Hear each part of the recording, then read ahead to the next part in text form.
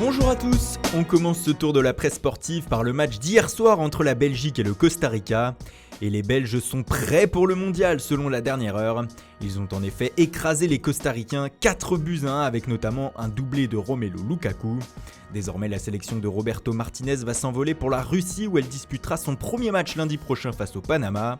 Une inquiétude néanmoins dans ce match, la sortie sur blessure de Eden Hazard. Cependant tout le monde s'est voulu rassurant pour le genou du joueur de Chelsea qui n'a pris qu'un coup.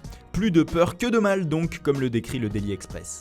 Autre star de la Coupe du Monde qui arrive, Antoine Griezmann. Et cette semaine, l'international français ne fait pas la une pour son actualité avec les Bleus.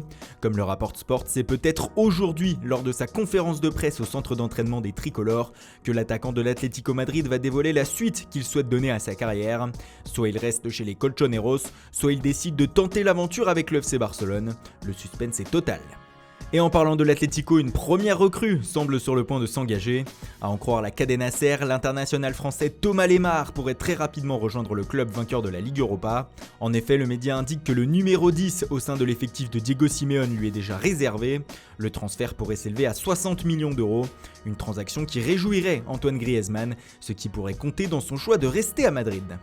L'autre club de Madrid, le Real, est toujours en plein flou. Cependant, comme l'indique Bild ce matin, le président madrilène Florentino Pérez aurait relancé l'intérêt pour l'attaquant du Bayern Munich Robert Lewandowski. Ces dernières semaines, le Polonais n'a pas caché ses envies de départ.